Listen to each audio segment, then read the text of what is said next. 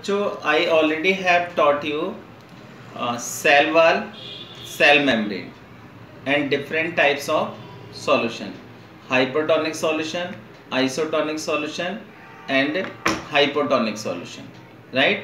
So today we are going to study protoplasm. So protoplasm has two parts, nucleus and cytoplasm, and you know the nucleus of the eukaryotic cell is well defined nucleus, okay, and the nucleus of the prokaryotic cell is primitive nucleus.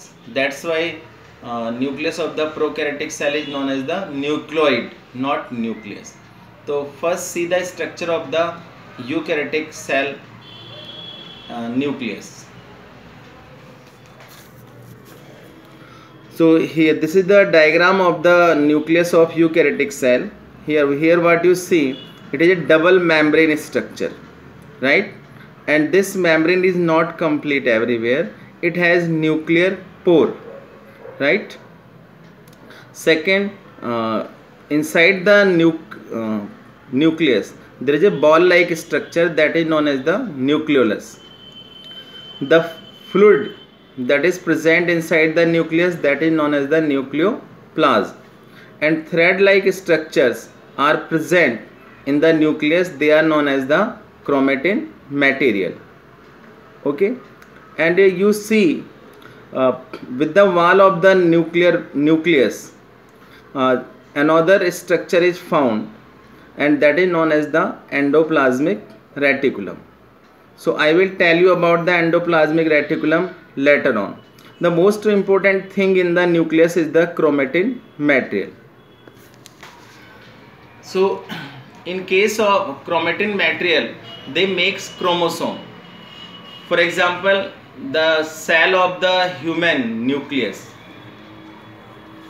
जो human का nucleus होता है, अगर उसके आप cell में देखें तो you will find there 46 chromosome, 23 pairs of chromosome. So the nucleus of each species has specific number of chromosome. One thing must be clear that each cell of human being has 46 chromosome. Clear? हमारी body का कहीं से भी cell ले लीजिए, उसके अंदर कितने क्रोमोसोम मिलेंगे आपको? 23 पेयर्स ऑफ क्रोमोसोम और 46 chromosome. Out of 23 pairs of chromosome, 22 pairs are autosome and 1 pair are sex chromosome. In female, you know, the female have 2 X chromosome, while male has 1 X and another Y chromosome. Clear? That's why we say that male has the sex determination power. These chromosomes are made up of DNA.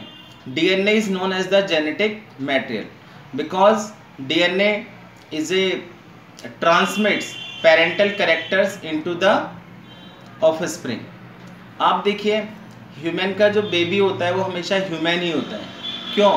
Because when gametes from parents, sperm and egg fuse together, they form zygote, and zygote ultimately develop into embryo, fetus, then into a child. So all the characters of the parents come in the offspring through the gametes. So that's why DNA is known as the genetic material.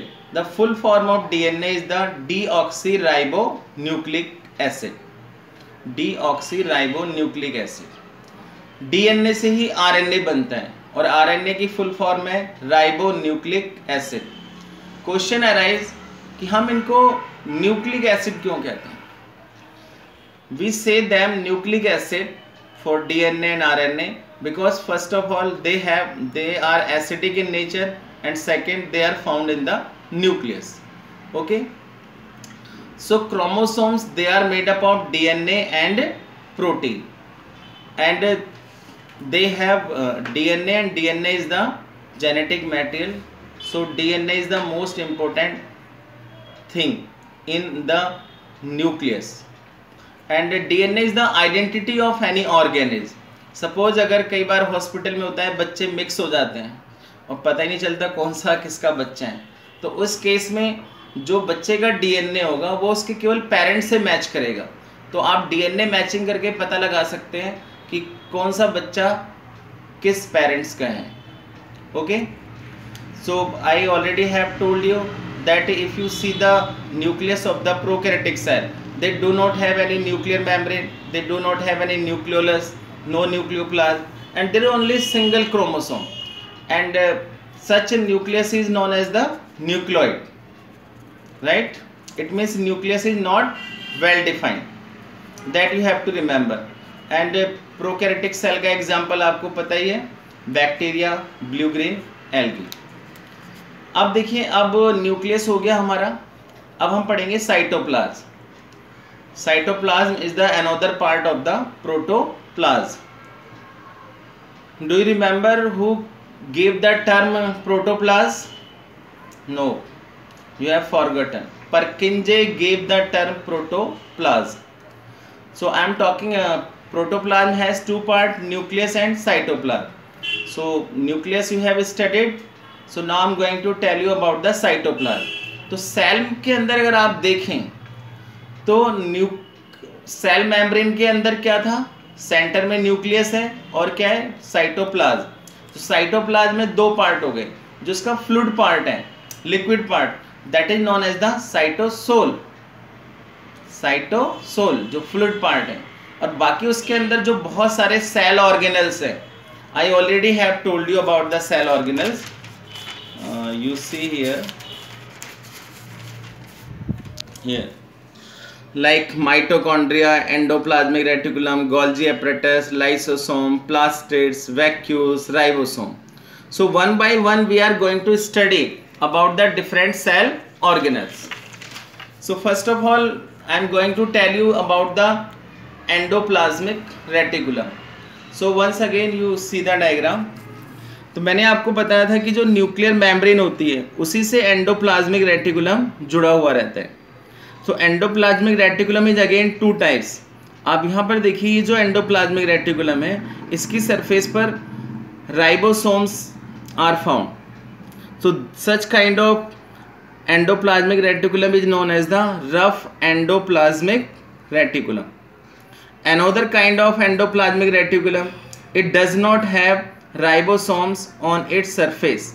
That's why it is known as the smooth endoplasmic reticulum. Okay, so I am going to tell you the structure and function of endoplasmic reticulum. तो देखिए, जो endoplasmic reticulum है, it makes a, you can say just like skeleton of the cell. कई बार क्या होता है, ये न्यूक्लियर मेम्ब्रेन से लेकर प्लाज्मा मेम्ब्रेन तक फैला हुआ रहता है. So it transports many things between cytoplasm and nucleoplasm, right. So let's study what is the difference between the RER and SER. तो first difference I already have told you that on the surface of RER ribosomes are present, and on the surface of SER smooth endoplasmic reticulum ribosomes are not found. RER has ribosome, so it synthesize protein, because ribosome, you know, they are known as the site of protein synthesis. They are known as the protein factories. Ribosome क्या बनाते हैं? Protein बनाते हैं. Clear. लेकिन जो SER है, it does not have ribosome, so it manufacture lipids. ये lipid बनाता है. एक बहुत इंटरेस्टिंग बात आपको ध्यान रखनी है कि जो प्लाज्मा मेम्ब्रेन होती है, plasma membrane is made up of protein and lipid. So SER it synthesize lipid, RER synthesize protein. So both protein and lipid are synthesized by the endoplasmic reticulum. So lipid and protein together, they can make the membranes, plasma membrane. So this process is known as the biogenesis. Clear? This process is known as the biogenesis. क्योंकि अगर plasma membrane बन जाएगी तो उससे आगे चलकर और भी सेल बन सकती हैं. ठीक है. One most important thing is that कि ह्यूमन में देखा गया है कि लीवर सेल्स के अंदर जो SER पाया जाता है, स्मूथ एंडोप्लाज्मिक रेटिकुलम, वो it detoxify many drugs and poisons. अगर सपोज करें किसी आदमी ने कुछ ड्रग ले लिया, पॉइजन ले लिया, तो उसको डिटॉक्सिफाई कौन करेगा? उस जहर का इफेक्ट खत्म कौन करेगा? SER करेगा. ओके, अनदर थिंग, अब देखिए जो प्रोटीन बनाया RAR ने, तो प्रोटीन्स आप जानते हैं कि प्रोटीन से क्या बन सकते हैं, प्रोटीन से एंजाइम बनते हैं, हार्मोन्स बनते हैं, clear. So lots of things are synthesized by the protein that has been manufactured by the RAR, clear. और एक और बात, जो ER होता है इसी से आगे चलकर क्या बन जाती है, गोल्जी एपरेटस। या so our next cell organelle is Golgi apparatus. अच्छा, एक बात आपको हमेशा ध्यान रखनी है कि cell organelles are absent in the prokaryotic cell, okay, all cell organelles are absent in the prokaryotic cells and all cell organelles are present in the eukaryotic cell. सिर्फ राइबोसोम ऐसा है that is present in the prokaryotic as well as in eukaryotic cell, okay. and one thing you have to remember, अब हम ये देखेंगे कि कोई cell organelle plant cell में है या एनिमल सेल में है या दोनों में है, राइट। तो जैसे एंडोप्लाज्मिक रेटिकुलम है, it is present in both plant cell as well as in animal cell. So now we are going to study the Golgi apparatus.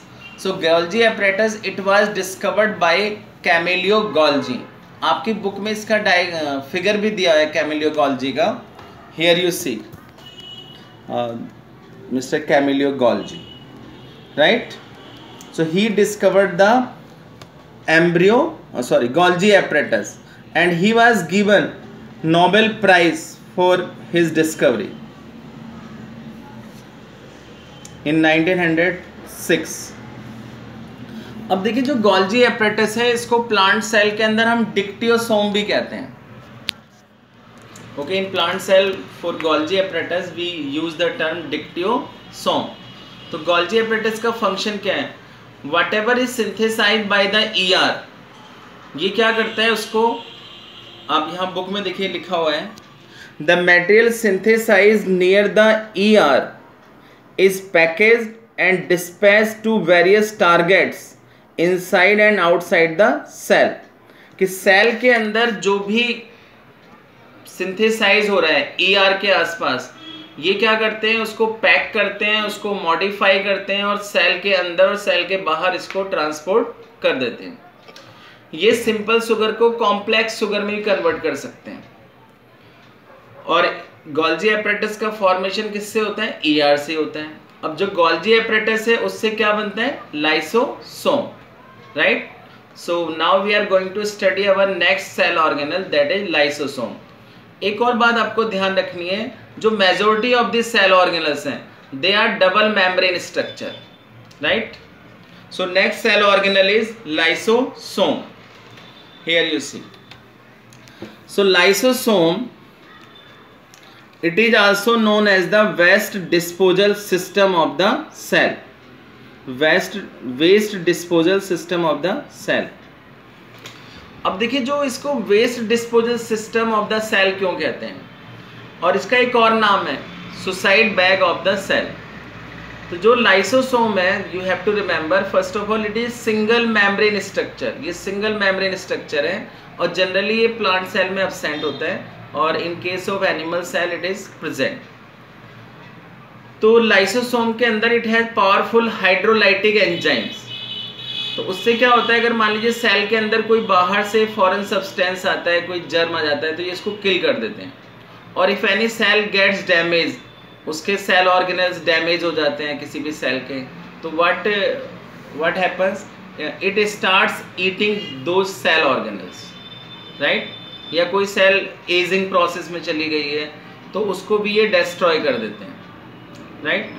तो ये सम टाइम मतलब क्या करते हैं जो lysosome, they start eating their own cell, that's why they are known as the suicide bag of the cell. और अगर कोई सेल ऑर्गेनल डैमेज है सेल के अंदर तो ये उसको भी खा जाते हैं, right. So they are known as the waste disposal system of the cell, या इनको हम स्कैवेंजर भी कहते हैं। स्कैवेंजर जैसे होते हैं ना जो गंदगी खाते रहते हैं, तो ये भी जो सेल की गंदगी होती है उसको ये समाप्त कर देते हैं, राइट। Another cell organelle